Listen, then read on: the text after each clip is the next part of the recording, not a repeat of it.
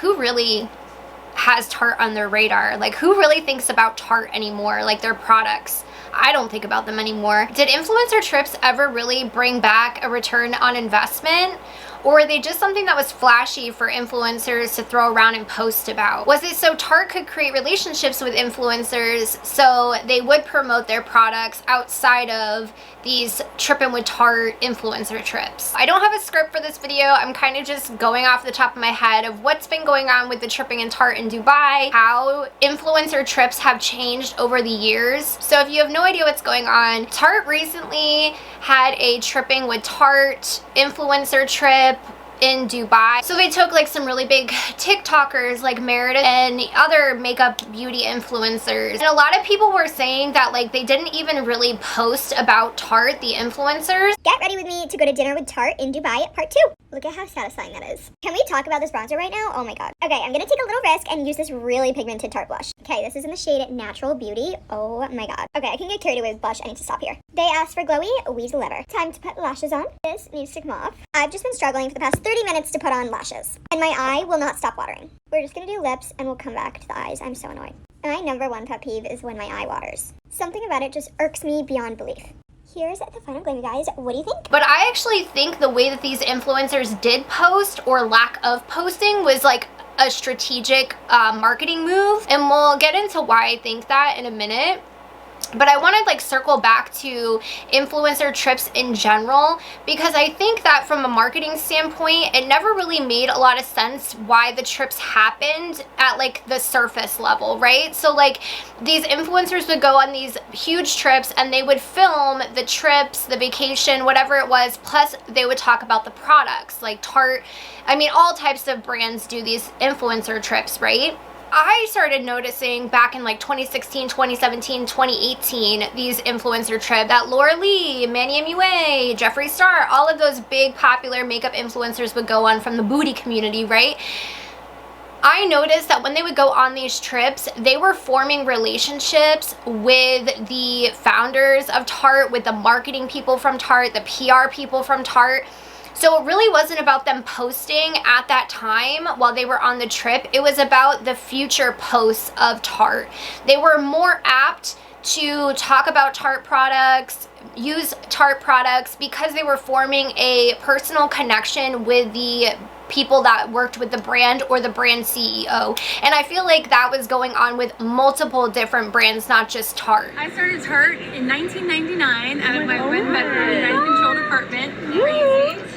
Yeah, one-bedroom apartment in New York City, in Stuyvesant Town. Those of you guys that know New York City, if you know, you know, right? I wasn't loving what I was doing. I had my master's in clinical psych. I was going for my PhD at Columbia, and my parents wanted me to finish that, but I had a passion in beauty, and I just wanted to follow through with it. And so I decided to start my own company, and you know, obviously feeling very blessed many years later that it all worked out. So if you guys didn't know, Maureen is the CEO and founder of Tarte. She is one of the coolest, most inspirational women I know. She literally started Tarte on credit cards in her New York City apartment. She's also just the most down-to-earth, coolest person I know. I forgot to put in this video that what I was trying to get at is back in the day, the longevity of the return in investment was huge, I think, for influencer trips.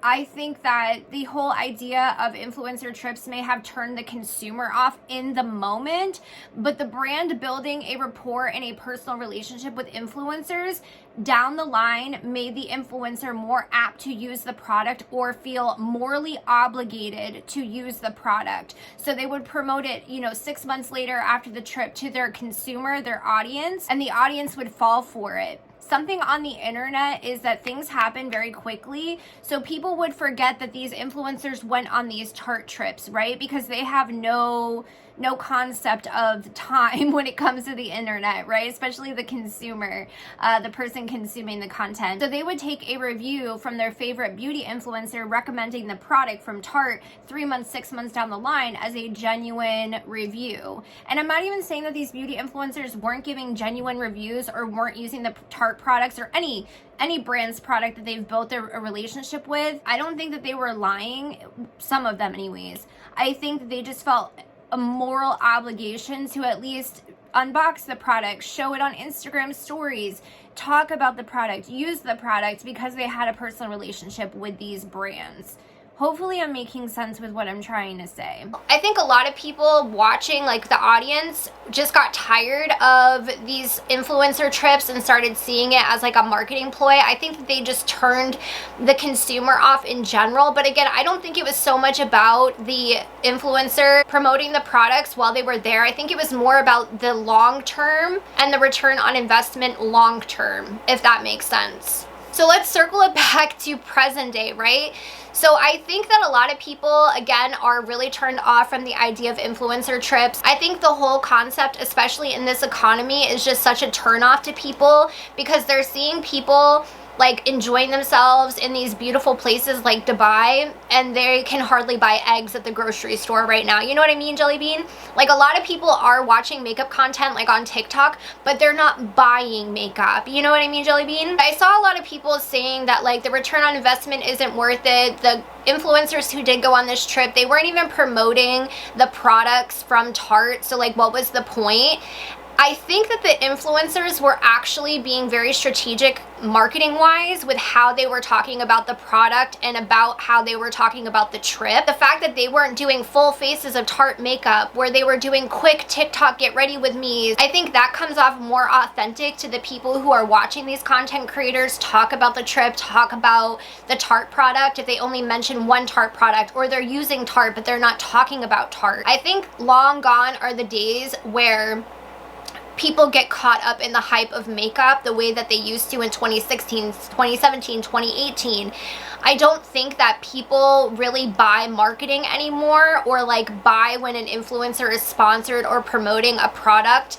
I think that people are looking more for like the everyday person talking about products that they love without an Amazon link, without a sponsorship tied to it, without a partnership tied to it, without a brand trip tied to it.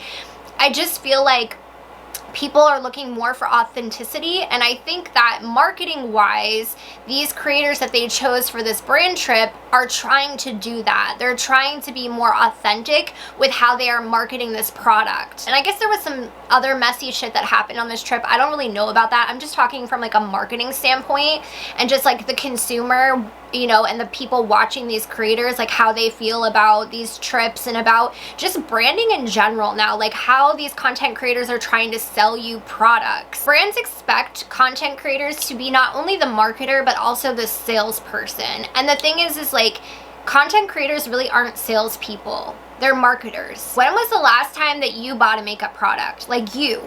I'm asking you, when was the last time you bought a makeup product? I used to be so in the hype of makeup. My makeup collection is still obnoxiously large compared to like what somebody really should own and consume. But I don't even buy makeup anymore. I think the type of marketing that these brands like Tarte have been doing for years, using content creators and influencers, isn't working on Gen Z. And like the whole thing of this, like using content creators and like marketing in general, is for them to target Gen Z. Gen Z does not care about sponsorships. They can see right through all the ads. They want authenticity. They want people that are going to talk about a product that they genuinely love, that they constantly use.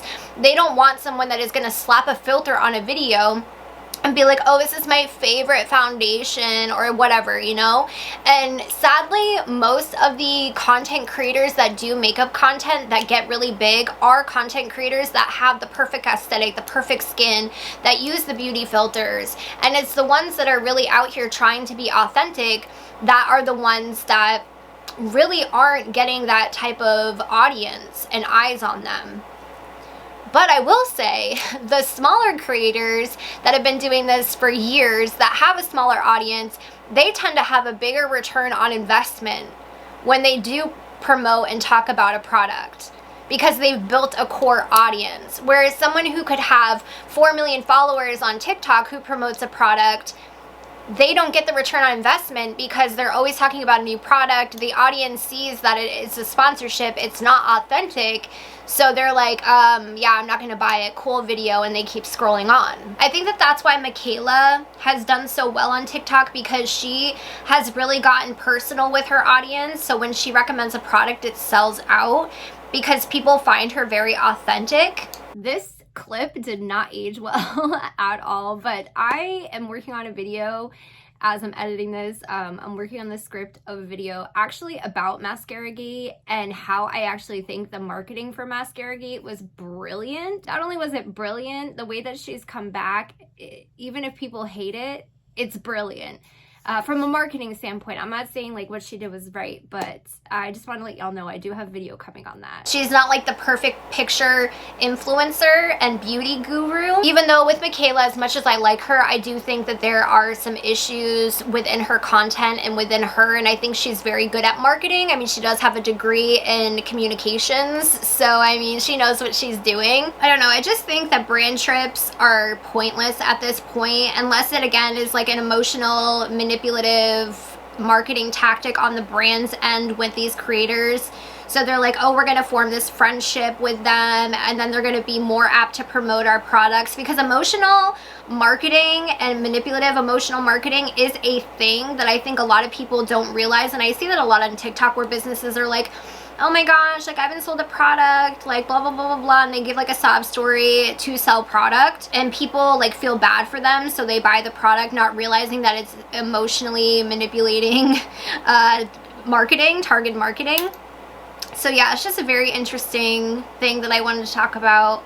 I know this is like all over the place, but I would love to hear your thoughts on this. Like, do you think that brand trips are even worth it? If you're someone like me who loves business and marketing, do you think that there is a return on investment with these brand trips? I feel like Tarte is just wasting a ton of money. Yes, it's a tax write-off, but like, I don't know. I just feel like it's pointless at this point. I feel like people, consumers, aren't buying it anymore, and I just feel like, Gen Z, even millennials, because us millennials have been around, Gen X have been around watching the internet flourish, right? So we're just not dumb to ads and to these brand trips anymore. We know that they're not authentic. We know that these content creators are getting a trip out of talking about these products.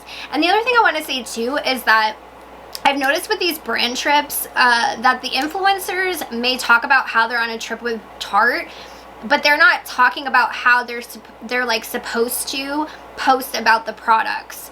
So that's technically a partnership, it's an ad, and they're not posting that, which is a huge violation with the FTC guidelines. So that's very interesting as well. I just thought of that. Alright, y'all, I'm gonna end this video, but yeah, I don't know. The makeup community is not what it used to be. I hope everyone's doing well and has a good day. Bye!